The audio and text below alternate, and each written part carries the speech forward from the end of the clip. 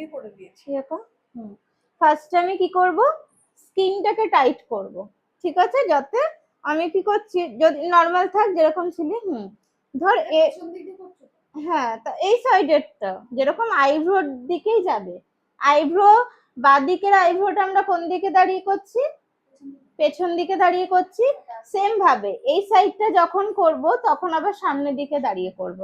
কথাটা বুঝলি? এই দেখ, এর ওপরে যদি আমি এইভাবে করি, কি হচ্ছে দেখ, দেখ স্কিনে চামড়া চলে আসছে, সুতোর মধ্যে যে স্কিনটা এটা চলে আসছে।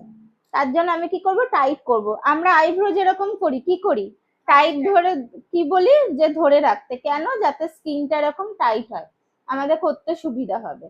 সেইভাবে এটাকে তো আর হাত দিয়ে করা যাবে না, এইভাবে কি আমরা বলবো হাত দিয়ে টাইট করতে? তাহলে আমি বলবো এখানটা কি করতে, দে জিভ, আমি ক্লায়েন্টকে বলবো এখানে জিভ দাও, ঠিক আছে?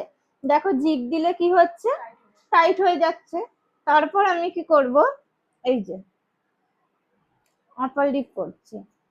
আচ্ছা, আরো একটা কথা, মেন গার্ড আমি একটা গাইডলাইন করে নেব। গাইডলাইনটা করব কি করে, এখানটায় জিভটা, ঠিক এইখান থেকে, এখান থেকে এই যে স্মাইল লাইন অবধি আমি একটা গাইডলাইন করলাম। এই না করার কথা আমি করে গেলাম, দেখছি না ওপরে নিয়ে গেলাম, এইটা নিয়ে চলে গেলাম এখানটায়। এই যে স্মাইল লাইনে যে একটা লাইন পড়ছে না, আমাকে এতটা করতে হবে। ফার্স্ট হয়ে গেল। সেকেন্ড কথা হচ্ছে এখানটা ফোলাতে হবে। আমি এইখানের গাইডলাইনটা কি করব, এই বসালাম, ঠিক আছে?